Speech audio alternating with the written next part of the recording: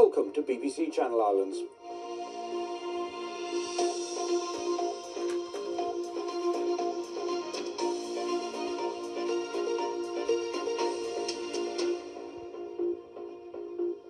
Good evening.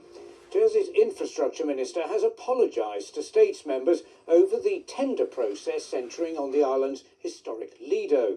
A review of the tender had found it to be unfair, he told the Chamber, and part of the process would now have to be rerun. Emma Jane Blackman reports. The new operator had been due to take control of this historic site before Christmas, but now plans are on hold after an independent review. It found community group Love Our Lido didn't withdraw from the process as the government had claimed. Instead, it concluded the group was removed. We've held our hands up, we've got things wrong, and we're here saying that we have got things wrong, and we're determined to put them right. What went wrong inside Jersey Property Holdings? Well, I have to say, Gerard Olsen has reported that the officers are hard-working, good public servants. He doesn't see that there's been anything done on purpose. It is an error. It's an error that we regret. This latest development comes after people last month gathered in Jersey's Royal Square in protest at the government's choice of operator. The second stage of negotiations will now be done again, run this time by Jersey Business rather than Jersey Property Holdings. Officials hope a lease can be agreed by the end of January. But whoever takes on this site will still face the same deal, a £60,000 annual payment towards running and maintenance costs rising with inflation, and no additional public funding. I think the reality is that £60,000, in my opinion, is not sufficient to maintain properly the infrastructure of the after-park pool.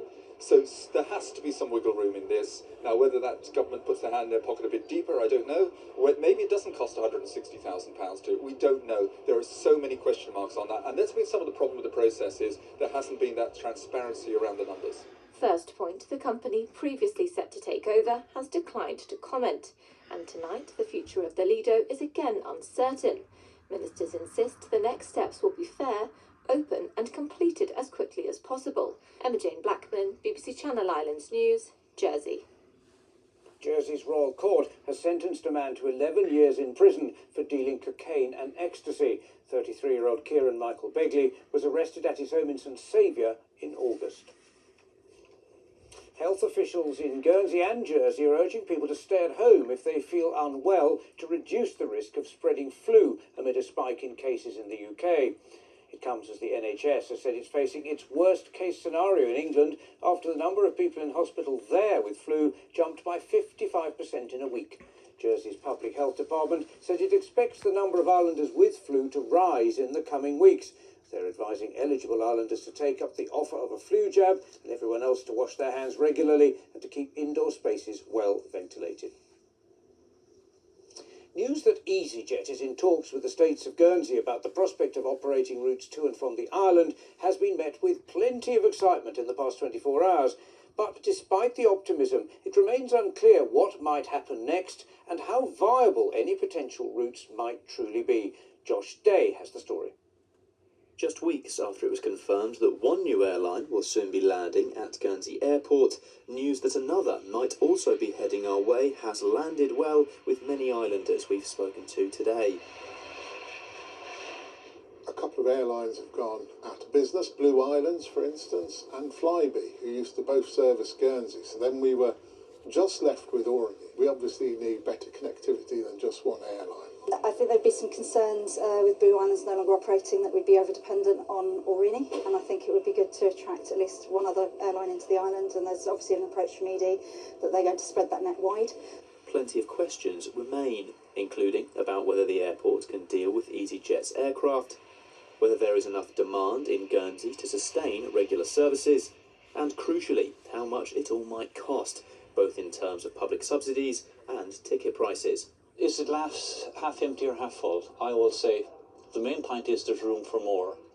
And there is opportunity in this for Aurigny to look at what was suggested a few years ago of Aurigny becoming more of a virtual airline. They're incurring their heaviest costs with small aircraft that I would say are inefficient for the route. It's fantastic news that they're talking to EasyJet, certainly for Luton, which gives you access to 70 destinations.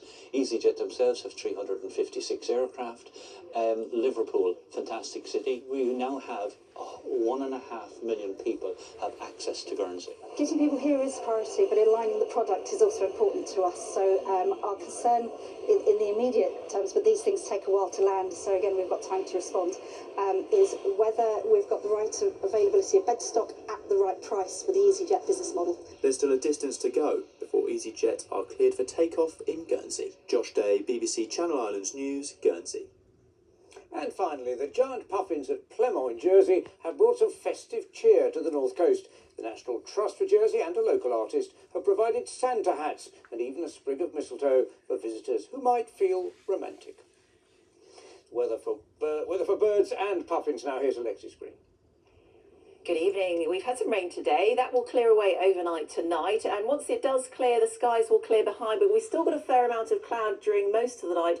Just during the early hours of the morning, that's when the cloud will start to disperse and temperatures will fall into single figures, 8 or 9 Celsius being the low, with light winds. Now tomorrow is a pretty decent day, areas of cloud maybe at times, but generally blue skies overhead, and temperatures will be up into double figures with highs of 11 to 12 Celsius with the light winds.